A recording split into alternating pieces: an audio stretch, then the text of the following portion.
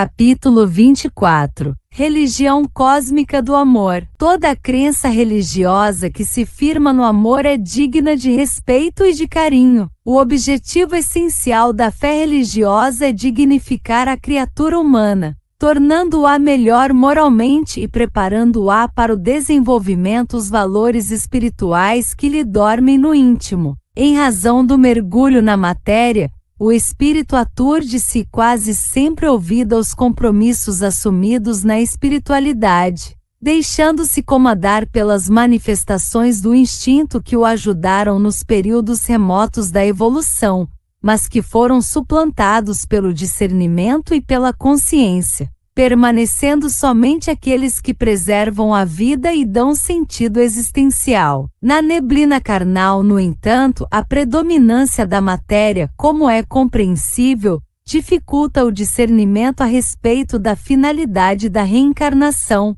facultando que os sentidos físicos se direcionem para o prazer, para o gozo, para a satisfação das necessidades biológicas. A consciência, entretanto, trabalha pela eleição do significado existencial, do equilíbrio emocional, do bem-estar espiritual, alargando os horizontes da percepção para as conquistas relevantes e significativas que acompanharão o ser após o seu inevitável decesso tumular. Por esses motivos, dentre outros, a necessidade de uma religião que se expresse em lógica e praticidade, destituída dos aparatos e das fantasias, dos interesses sórdidos do comportamento material, faz-se imprescindível para enriquecer os seres humanos de beleza e de harmonia.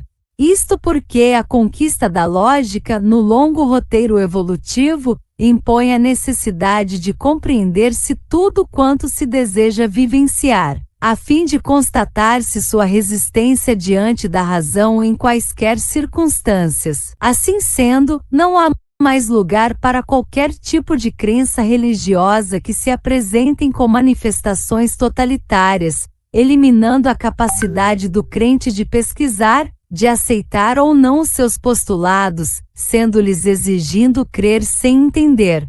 É certo que ainda surgem segmentos religiosos fundamentados no fanatismo, geradores de lutas e intolerância, tentando impor-se pela força dos seus dirigentes políticos ou de outra espécie, mas não pela sua estrutura racional e profunda. Naturalmente, ante o impacto do progresso, aqueles que lhes aderem o comportamento logo desenvolvem o senso da razão e os abandonam. Isso quando não lhes permanecem vinculados pelos frutos apodrecidos dos interesses materiais que lhes rendem prestígio, poder e recursos econômicos. Nesse caso, sendo destituídas do sentimento de amor, de compreensão e de bondade, estando ausentes o respeito pelo próximo e pelo seu direito de acreditar naquilo que mais lhe convém e felicita, essas estranhas doutrinas mais atormentam do que consolam, seduzindo grande fatia da sociedade que ainda permanece vitimada pelos atavismos, quando se fizeram poderosos e esmagaram aqueles que eram considerados adversário do comportamento enfermiço. Foram essas religiões trabalhadas pela força política e pelos impositivos da ignorância que se encarregam de afastar os fiéis das diretrizes do amor que conduz a Deus, abrindo espaço para os comportamentos agressivos e a revolta constante, facultando o desenvolvimento do materialismo e niilismo, que lhes bloquearam a capacidade de crer e,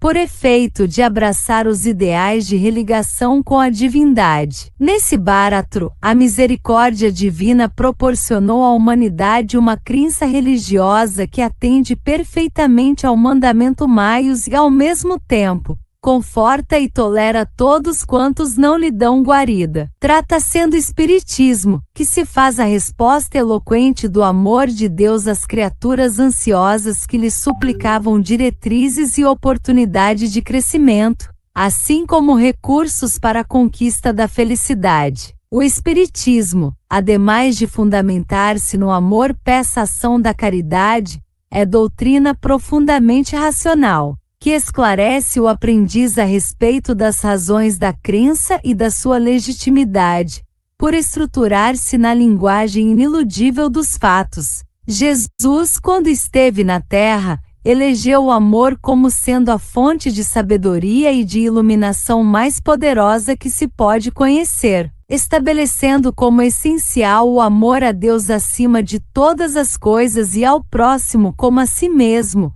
Não renegou as crenças que predominavam na cultura de então, lamentando que elas não possuíssem essa especial conduta, perdidas em aparências e cerimoniais que mataram o conteúdo essencial de que Moisés se fizera portador ao apresentar os 10 mandamentos. Neles estão escritos, sem dúvida, os códigos éticos de alta magnitude, responsáveis pela ordem social e moral da humanidade. Numa síntese que facultaria ao direito civil em muitos países fundamentar os seus postulados nessas seguras regras de comportamento. Jesus, complementando, porém, a propositura do amor, de que a sua doutrina se faz o reservatório inexaurível, transformou-se em código superior de socorro aos infelizes de todos os matizes, utilizando-se da ação de caridade como sendo a sua expressão mais elevada. Todas as suas palavras fizeram-se revestir pelos sublimes exemplos, pelas ações, pelos fatos extraordinários que passaram à humanidade,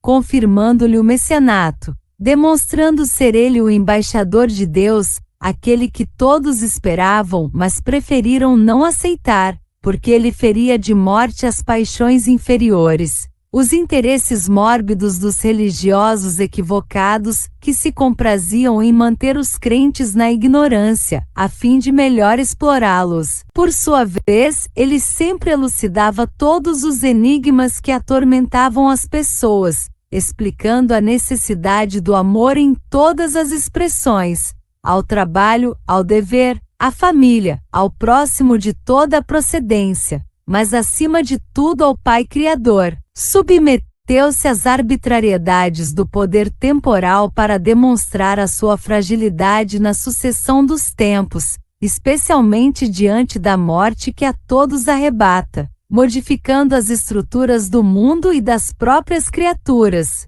Jamais se permitiu ceder aos caprichos dos adversários da verdade, divulgando-a e vivendo-a nas situações mais ásperas e agressivas. Com a sua visão superior, conhecia a fragilidade daqueles que se candidatavam ao ministério de sua palavra, tolerando-lhes a fraqueza moral, mas não anuindo com ela. De modo que anunciou o Consolador, que ele rogaria ao Pai enviar, a fim de que o rebanho não ficasse esparramado sem diretrizes de segurança, nos momentos difíceis do futuro que se apresentaria árduo para a conquista da real felicidade. E cumpriu a promessa por ocasião do advento do Espiritismo. O amor realmente deverá ser um dia a mais bela conduta, a mais significativa, a psicoterapêutica preventiva e curadora, tornando-se uma forma de religiosidade que fascinará todas as criaturas.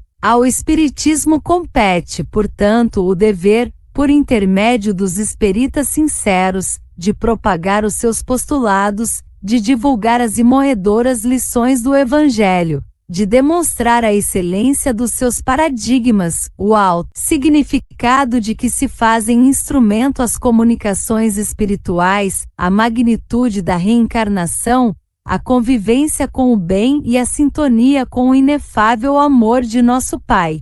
A religião cósmica do amor, desse modo, no Espiritismo encontra o solo abençoado e fértil para apresentar-se e enflorescer-se, produzindo os frutos da felicidade a que todos aspiram, sem nenhuma desconsideração pelas demais que se fundamentem no mandamento maior, vivendo a tolerância e a caridade. Conclusão: o amor realmente deverá ser um dia a mais bela conduta, a mais significativa, a psicoterapêutica preventiva e curadora, tornando-se uma forma de religiosidade que fascinará todas as criaturas. Glossário: olvidar, esquecer atavismo, herança de caracteres de existência anteriores, niilismo, redução ao nada, inutilidade da existência, absoluta falta de crença barato, abismo ou voragem iniludível, em que não pode haver ilusão inexaurível,